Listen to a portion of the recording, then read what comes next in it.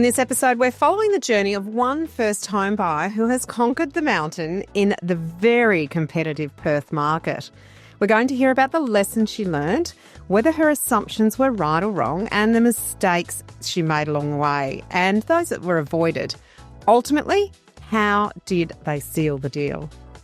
Welcome to Your First Home Buyer Guide, the podcast for first home buyers who want to move it along and become homeowners. But most importantly, it is for you to become an educated home buyer. I'm Meighan and that was Veronica. We're both buyer's agents and probably old enough to be your mum. But it's a good thing because between us we've got over 45 years experience to share with you and bucket loads of stories about avoidable mistakes. Together, we're going to make sure you get unbiased and real information you can rely on. Allow us to guide you on your home buying journey. We want you to become an educated home buyer so that you can stop looking for your first home and actually become a proud homeowner. We've got loads of great tips for you in this episode, and if you'd like more useful tools, head over to the website homebuyeracademy.com.au, and there you'll get access to our free mini course, How to Price a Property Like a Professional. You will also find the holy grail of home buying education, Your First Home Buyer Guide, the online course for people who want to become educated home buyers. We created this for you to help you get on the right path to home ownership for your first home and beyond. But before we get into the interesting stuff in this week's episode, we've got the boring bit, the disclaimer. You of course know that nothing in this podcast is to be taken as personal advice. We always recommend getting the advice of an expert in their field who takes the time to understand your personal situation. We've done our very best to ensure that the content is correct at the time of recording. Things change rapidly, so always check with the relevant government authority and your trusted advisors to get the most up-to-date information.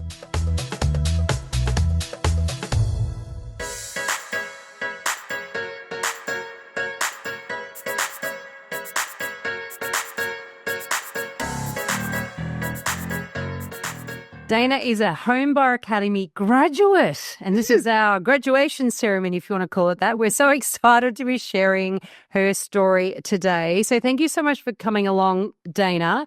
And also, Meighan, I believe you have that in the video. You have a house behind you. I'm guessing that's Dayna's house. Look familiar? I bet it looks slightly different now that you've been working on the yard. Not so much the front. I've tried to work a little bit on the back. But the front print pretty much looks the same. All right, and Dayna also has the house behind her in the video, and she's got a Bunnings hat on the wall, which apparently that's what you're wearing all the time these days. Yeah, that's what I get around in, and this is my wall. My son, my 3-year-old son, calls it the red house. We've released the Same. The red house, beautiful. Nunties, red brick. That is fantastic. It is so hot. Okay. Oh, I really miss you in Campfire. I noticed you had a great enthusiasm and a super interest in what you were doing, what you were learning, how you were analysing, interaction with agents. I really enjoyed that. I miss that in Campfire. I know. I had a lot of fun. I remember I used to look quite terrible whenever I came on and always apologised for my looks, but I had so much fun meeting agents. That was probably my favourite part, to the point where my obsession became that I almost wanted to become an agent. And I was worried about you. Agents come with that background. Or a property buyer. A lot of buyer's agents become buyer's agents after buying property, after the buying process, and some sales agents do too. But you certainly had your work cut out for you because you were trying to find a family home on a tight budget in the hottest market in the country at the time. But you did get there in the end, and we were so excited to be part of your journey. So let's start sort of for the benefit of the listeners. We could sort of jump in and catch up on old times, but the listeners, they don't know your story. So let's start at the beginning. When did you guys first decide you wanted to buy a property? Well, I decided, I'm 49, so I've been thinking about it on and off for a while, but I just haven't been in a position. I've been having too much fun. And in 2020, I lived over in Sydney for a while, actually. And when I came back to Perth, kind of 2015, I started thinking about it. And in 2020 was when we first approached a mortgage broker, not the broker that we had now, a different one. We decided, no, now is not the time. We were trying for a child, etc. It was all a little bit in flux, fair enough. And then tried again in, what year was it? 2022. We tried a few times. So basically it's been about 4.5 years that, process has gone on from when I first thought, I really, really want to do this. I want to knuckle down and do this, to the actual doing of it. But the most intense part has been was 8 months before we bought, because we were in a beautiful rental in a gorgeous suburb in Perth, and the owners decided to sell. So we know the owners, they're friends of ours. It was all very, handled very well. But it was what we needed. It really was. And they told us, "Oh, I'm so sorry." And I said, "No, thank you." So you needed it gated. Yes, this is what I really need, because we were really, we were quite comfortable. It was a beautiful area we were living in. It's exactly what we needed. And I had no idea how long it was going to take, but I just became completely obsessed. As I'm sure a lot of your listeners do, I feel a bit you've become a property tragic, don't you? disturbingly so. Some people do come on board and do the course because they decide they love property and they're really interested in learning. I think you're probably in that category. Some come on because they're actual studiers and they're overthinkers and they sort of digest so much stuff. So that's you too. So you're an overthinker who ends up getting a passion out of it. So focus. Let's go to and look. We'll touch on this as we move forward, because of course you started thinking about it 2020.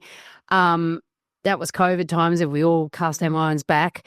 And of course, WA was like this sort of, I don't know, it was like a sealed off state for a couple of years. Really, you sort of had your own thing going on over there.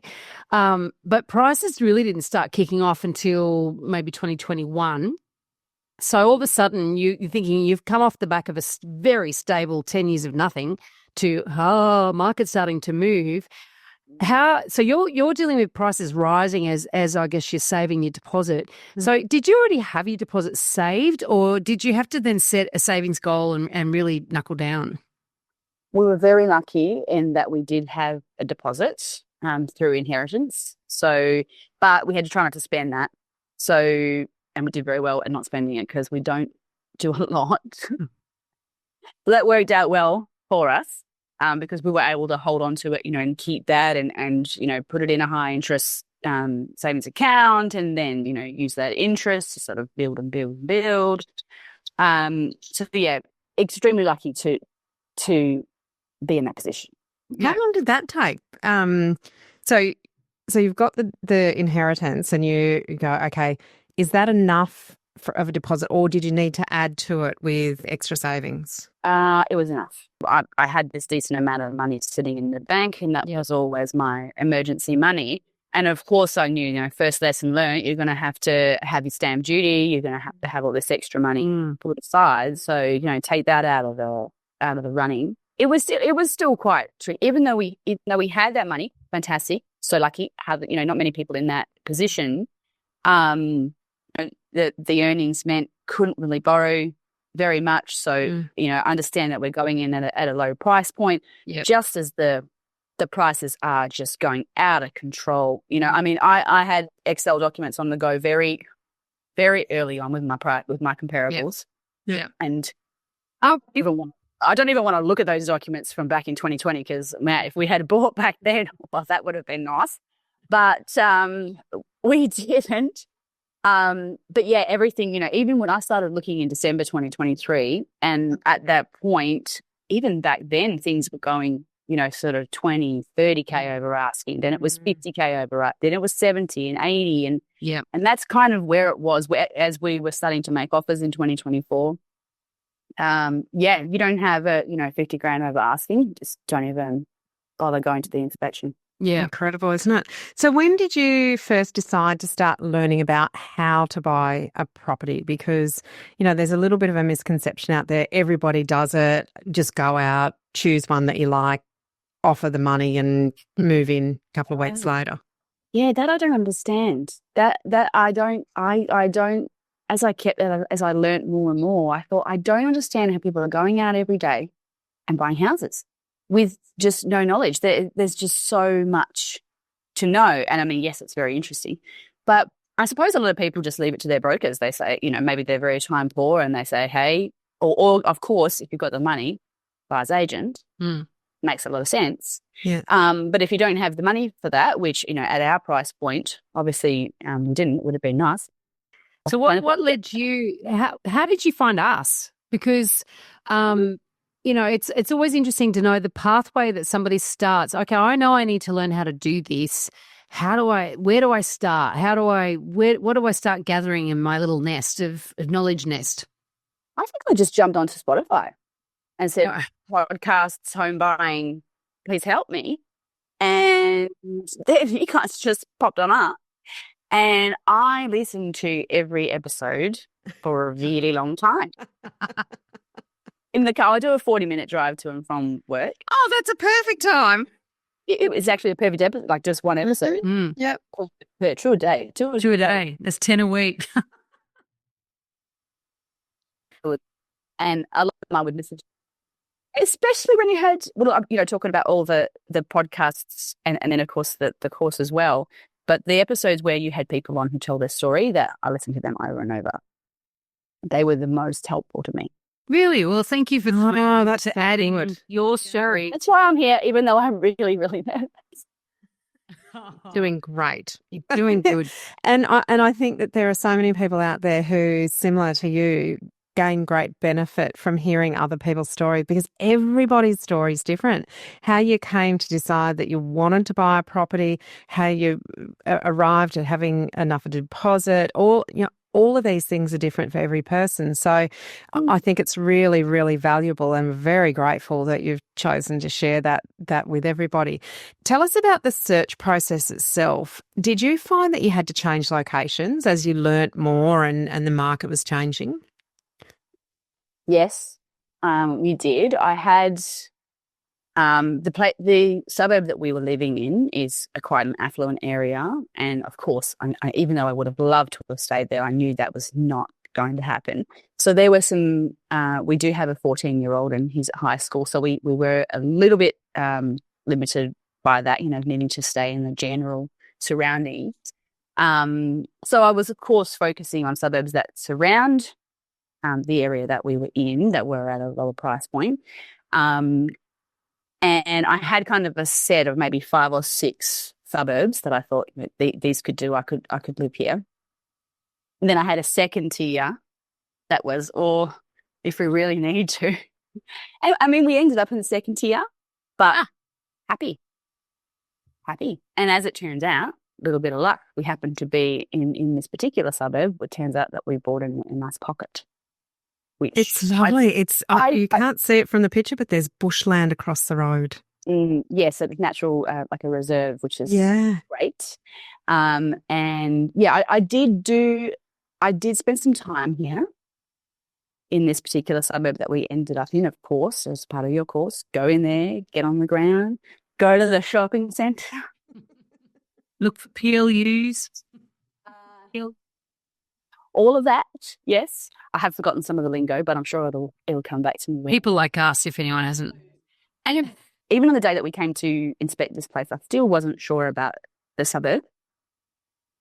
But we're here now. We're in a nice pocket. We've got the beautiful reserve across the road. I mean, like the suburb that we were in, it's a lot more beautiful trees everywhere. It's pretty quiet. There's a plane every now and again, but the air traffic is, not as bad as I thought it would be. I'm happy. Which is wonderful. What about the type of property that you were originally looking for? Did that change, or was it the sort of similar type of houses that were in all of these suburbs? I love a character home, and we were in a small character cottage in the suburb that we lived in, which I did really love. Didn't love how small it was, but I loved the wooden floorboards, the high ceilings, the character of the home. So that's what I kind of imagined us in, which was a bit unrealistic because our main non-negotiable was to get as much space as we could. And you don't go looking for a character home if you're after space. So I didn't, we ended up in a home built in 96, and it's very 90s. So yeah, I guess I didn't imagine so much 90s. I didn't imagine quite so much slate. We have a love. Does have a lot of slate. Yes, although, and this is something, when we walked in, I grew up in a house that had slate, the same colour slate as in this house. So perhaps that had a little bit to do with me warming to the place. All right, so it's a 1990s house. You're hoping for character, but then you realise that that doesn't exist with the space that you're after. And a lot of slate. But you know what? You wait long enough, it'll come back in fashion, you know. Mm-hmm. Yeah, I hear slate's quite difficult to remove, so hopefully, yes. You Like, and do you know what the other thing is? I get very cold in winter, and we moved in August. Now our house has evaporative cooling, so it doesn't have any heating, and that wasn't great. But the slate kept me anyway quite warm. So I've actually How interesting. Wow. What, Dayna, there's a lot that you went through. You looked at a lot of properties. You did a lot of research on a number. I think there was 4 properties that you did a lot of research on and made offers on. What would you say was your biggest aha moment in your journey, right from the start to when you actually were successful? I would say so many aha moments. I just learned so much with every episode that I listened to, and I was listening to a few different podcasts. Every house I went to, every agent that I met, I would learn something new, and I'd write it in my diary. So you kept a property journal. But I think it was a property journal. Yes, thankfully. Otherwise, I would not be able to say any of this because I would have no memories of it.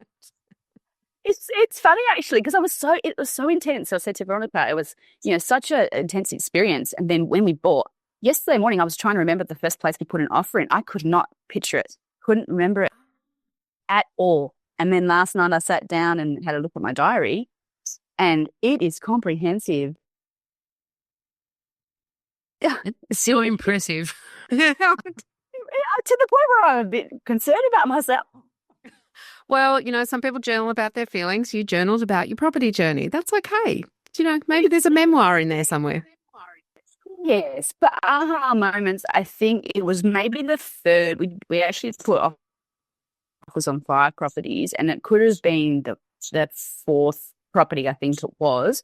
We went, and I think I've said this in my email to you, we went along to a private viewing of a home that was above our budget. And in Campfire, Veronica, as I said, gently explained to me, you should probably not be looking at properties that are way out of your budget. Because I had a bit of a tendency to do that.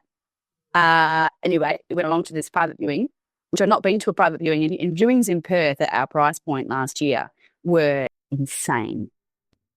They were just so, it was not a very nice experience most of the time. And this private viewing was chocolates, it was bubbles, it was in the evening and it's gorgeous weather. There were like 5 agents walking around asking questions. And I just managed to speak to 2 of the agents there that night. I think that's when everything clicked for me that day. When I went to that meeting, he showed me an offer and acceptance form. I can't understand how I had not seen an offer and acceptance form before. I don't understand how that was possible, because the offer WB kind of slapdash form that said, here you go, make an offer. What's your deposit? What's your name? Etc. Whereas these guys were like, you have to fill in the offer and acceptance form via DocuSign. It was all very formal. Okay. And they just gave me so much information. I mean, I felt a little bit bad because I knew that we put an offer in, but I knew that we were not going to be able to get it. But they were just wonderful. So that's for me, I think, where I went, hey, I mean, I've been listening for such a long time. I think I'm actually getting this. I think I understand. Putting the theory into practice. So everything you've learned in the course, you're actually able to see it through from almost start to finish. Yeah. And he was saying things to us, just kind of explaining to me about how to make our offer more attractive. Because, of course, you had to use everything, everything you could. You're a local, make sure you say it on there, you know, in case you got a mum and dad who are selling their house and they want to sell it to a West Australian. You got a kid, show them photos of your kid. Like, you know, maybe, you know, if you're currently offering a $10,000 deposit, you know, maybe up it to, you know, still. Oh, can you guys still hear me? Yeah. Yeah. Okay. Good. Do everything that you can, and they were listing all these things, and I mean, I had been doing some of them, but I was so grateful, and I gave these real estate agents an amazing Google review, and I wrote them a special message to say thank you so much, and that was really great. There's some good agents out there, isn't there? You know, you come across a wide variety of personalities and ethics and a variety of morals, but there are some good, helpful agents out there. But of course, we've always got to remind listeners that the agent works for the seller. So don't ever forget that as helpful and kind and wonderful as some of them can be, they are working for the seller and their job is to get the highest price. So always keep that in mind. Also, one of the things that we teach is that the you know, not to be an asshole to the agent. So they're not all, you know, that you attract more flies with honey. Who wants to attract flies? But anyway, so at the end of the day, you know, you've gone along, you've been your normal chatty, vivacious self, and you've met an agent who's really helpful and has taken the time to give you these insights. And one of the things we do teach in your first home buy guide as well is asking agents what the offer process is, because you just got some incredible intel there. And so I'm presuming that when you found the one, well, how did you find the one first? And then I guess you then put all of that intel into action, right? Mm-hmm. With every offer that we did, we learned something new. And it's interesting. The first offer that we did, the very first one, which, you know, I started looking in December 23. First offer was in March 24. So this is not very far down the track that we put our first offer in. I'd only just gotten pre-approval. And we were the second highest. So we almost got that first property. And that was, I mean, it would have been fine, I'm sure. But I didn't know anything. I was going to I knew some things because I've been listening a lot. But with every offer that we put in, we just learnt just so much. So by the time it came to, you know, they're coming to the inspection, went on a Saturday, I completely understood. You know, you like this place, it ticks some of your boxes, you cannot muck around. You because that's what was happening. You go and see a place on a Saturday or even a Sunday, the agent is hassling you at 11 o'clock on Monday. I need your offer. You know, you've got everything you've got to run it by your settlement agent. You've had to run it by your broker. Luckily, both of those people for me were incredible and got back to me straight away, as they always did through the entire process. Extremely lucky. And, you know, extended off to, you know, I was at work as well, working almost full time. So I'm there at work. Luckily, my job is very flexible and all of my colleagues were barracking me on in the background, including my boss, who is amazing. So, yeah, I'm there at work, you know, 11 a.m. on the Monday, filling out the forms or whatever it was and etc. And when did you do the course in this whole timeline? When did you actually decide to do the course? I did the course a bit late. So you're making offers before you knew what to do? Well, I was thinking, hey, I've listened to these podcasts, some of them 5 times. I'm pretty sure that I should be fine. But yeah, as quite a few people have said when you've interviewed them, you know, you can listen to the podcast, you can listen to other people's podcasts, but it's a little bit all over the place, of course, because, you know, you sort of do random subjects. Whereas when you do the course, it's right from the beginning. You know, when I listened to the course, for example, you know, I already had a broker. We already had the settlement agent that had been advised by the broker. I'm pretty sure we'd already put in at least 1, maybe even 2 offers. But yeah, and then I smashed through the course pretty quickly to and from work. So you're doing that in the car too?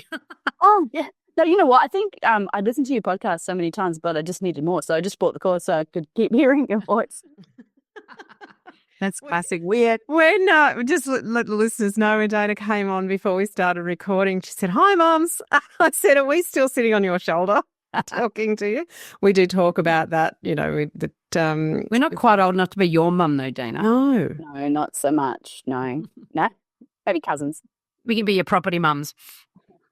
All right. So you bought a private treaty. Auction's not a thing over in Perth. But also you've got a funny thing over in Perth too, that you buy as is, right? As is, right?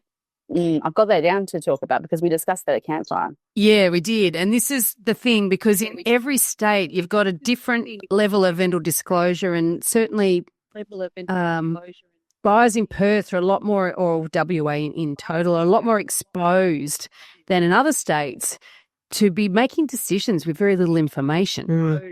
So do you want to talk about your experience there? It wasn't happening so much at the beginning of the search, but of course we were at the lower price point of the market, and the competition was absolutely fierce in the suburbs that I was looking at especially.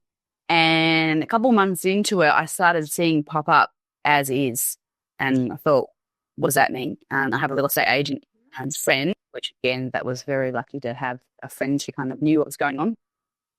And yeah, basically they were saying, you buy this house, it's not subject to building a pest, so good luck.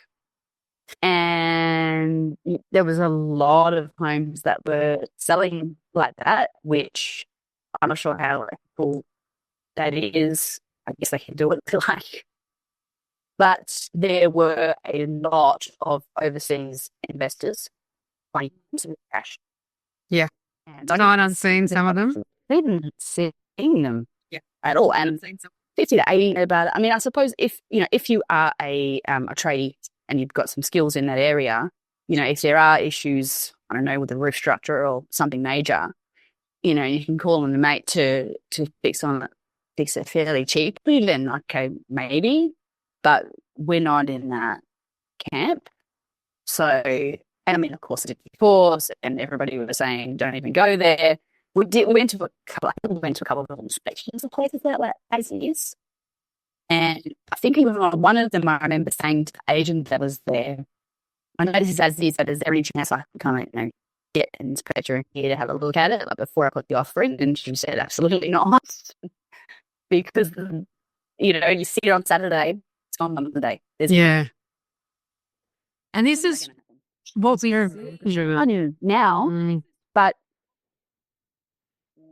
yeah, when FOMO drives the market, it totally does suck. When FOMO drives the market, people drop all the things that they would do before buying a property under normal conditions. They just fly out the window, and that's when you see that owners and agents can go, "Yep, take it as it is. That take it or leave it. It's too bad, so sad." And somehow, though, you manage to skirt around this sort of crazy, frantic market. And you bought your home, so congratulations. What would you say? I mean, how did you find this one? What was it after what, four failed attempts at trying to buy a property in this crazy market? You found this property. How did you get it? How did you find it? How did you get it? Well, I found it just I think it was just on realestate.com. And it's just, of course, as soon as I saw it pop up, it was actually listed by an agent that I had met at my very first inspection. And I met him at my first inspection, and I thought, I want to buy a house from that guy. We just got on like a house on fire, and he was brilliant. And then it was Alex that was the agent that was offering this house, and I straight away messaged him, right, we're going to this inspection. I asked for all the documentation, property interest report, like the title, all the stuff. He sent it off to me. I had a whole stack of questions for the poor guy, and he on Sunday, I think, answered all my questions around everything, rather the settlement, etc.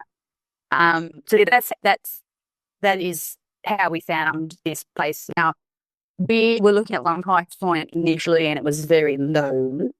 and it was really tough and it was very disheartening. And I'm kind of surprised looking back last night how close we came on a couple of occasions. I'm glad that we did at those places. We did have, in fact, I just remembered it was that weekend. It was the Friday that my broker said taxes have changed and you can borrow an extra $20,000. And I went, what? And because I'm seeing 52 properties tomorrow, we've seen 2 on that day. And I mean, the week previous, we had, again, extremely lucky to have another influx of cash from my mother. And that really bumped us up. That all the face of a week, we were looking, like about 70 grand over what we had been. That was then we had 2 inspections on the Saturday. The tax time thing had happened, and we saw the house, and we were here at the house with about 1 million other people. And I remember looking over at my partner and I said, yeah, I really like this place. And as I said, still wasn't too sure about the suburb, but because we saw 2 houses that day, we got here early for the inspection to this house. Because we got here early, I had to swing by, pick up some petrol or something to eat on the way. And I had 2 really good, where I got like a Lamington in the suburb that we bought in. And I went, hey, this suburb's pretty cool. People are nice. And then we hung out at the local park with our toddler, and I was listening, I couldn't hear much noise. I said, it's really quiet. This is so nice. This is just around the corner from the house. And so I think those 2 experiences are something. But we've just been given that extra influx of cash, and yes, I was very excited about it, but wasn't too sure about the suburb, had those interactions. So on the Monday, we did, which was great. And what got you over the hurdle of the suburb? Did you just decide to take a leap of faith, or did you do something else over the weekend to settle your mind on that one? No, my partner's suburb, and it's such a hard time. It's actually not that bad at all. But those 2, and also I understood that, I'll be honest, that there were very few suburbs in Perth that we could buy what we wanted. 3 bedrooms, 2 living spaces. That was the key. The 2 living spaces was killing us because everything was what? This had 3 bedrooms. It had 2 bathrooms, which is like a dream. I never thought that was going to happen. It the backyard with a bit of space, 500 square pixels. The middle I want to get stuck into, the reserve across the road, and I've only 2 houses on a cul-de-sac. Child camp and park right next door, school not too far away. That would have been what made me push when we made the offer, was me going, come on, get rid of Dayna. Just buy this house. We also had a time limit as well. The people who were selling their house selling it in August, and it was in July. So they're the people.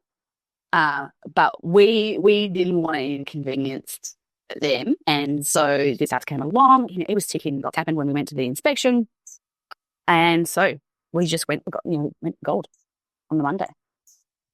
Unbelievable. We are so proud of you, and I really enjoyed the journey with you. I loved what you brought to the other people who were in Campfire as well, the intelligence of the questions, the way that you analysed the properties, but also you did a lot of work on analysing the agents and how to deal with them and how to get the best out of those interactions. And I think that there was a lot that others learnt in Campfire just from some of your experiences. So thank you so much for sharing all of that. I'd love to know what advice you would have for someone who is thinking about doing your first home buyer guide course. I would say absolutely do it. Do it. Listen to some of the podcasts and then do it early. Don't wait until you are very far along in the process, as I did. You definitely should, especially because of the campfires. I mean, I was incredibly lucky that I had Wednesdays off, and that was when campfires were happening. So this is, I'm going to be, these 2 buyer's agents who've been buying for however many years, many, many years, they're just going to be there offering tailored advice. And I took the link, I opened it up, and the very first camper, I think it was just me, which Yeah, I think it was too. People. But the first one is just me and honest. And also, you felt a little bit like celebs to me because I've been listening to you for such a long time. So it was quite nerve-wracking. But I can't remember if it was, I think it might have been both of you and me. And I just asked so many questions. And it was really interesting as well because a lot of people were from over East. So people were out like, oh, I'm trying to buy, how I have so many millions of dollars. And I'm going, what? Because that's, it's so different, especially Sydney. It's so different over there to the money, the price points over here. Because I spoke to my real estate agency friend just at Christmas. Said he owns an agency here. And he said it's still just as crazy.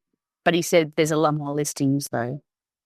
So there's more, you can be a bit more picky and choosy that you were a few months ago, according to him. Yes, but Campfire was the best. Just do it by the course. Well, thank you, Dayna. It was absolute joy to have you come along. And as Meighan was saying, that everyone gets to learn from each other as well, which is really great. And, we're so excited when we see it come to an end and in the sense that you got what you wanted, which is your first home. And what is so important there is that you were really, really battling some full-on crazy market conditions at the time, and you got there and you kept a cool head, and you fought, but you got there. And a lot of people will be thinking, maybe you should waited, there'll be more stock coming on, things slow down, all the rest of it. The thing is that nobody ever knows what is ahead of them. Nobody ever knows what is ahead of you in the property market. Yeah. And you do have to move forward and you have to buy when you are ready to buy. And obviously you weren't ready back in 2020. That would have been heaps much more fun, much easier for you. Didn't have my toddler then. Yeah, you might have made different decisions. Yeah, might have made different decisions. It would have been, but the reality is you didn't because you weren't ready. But when you were ready, you had to deal with what the market conditions were at the time, and we were there to help guide you through that. But that was really tough. So we're absolutely thrilled that we've been part of your journey, and thank you so much for coming on today too and sharing that with the listeners, because you remember what it was like for yourself when you're listening to other people's journey. So it's just great. In this episode, we've only touched on a tiny part of the huge amount of things you need to know to become an educated first home buyer. There is so much more for you to do. You can learn all of the steps in the right order and avoid all of the mistakes that others have made in our 10-step online course for first home buyers. If you'd like to learn more about the right process and avoid making rookie errors, become an educated home buyer. Head over to the website, check out your first home buyer guide, the course that we have created for you. And don't forget to subscribe to the podcast so you won't miss an episode. And if you've liked what you've heard today, please give us an iTunes review. It helps other people find us. And of course, I know it's a bit cringy, but we're going to ask for 5 stars. Thank you. Thanks for joining us. We hope you've found this really useful. And if you have, please share the love with others who you know are in the same boat. We'll be back next week with more priceless stuff.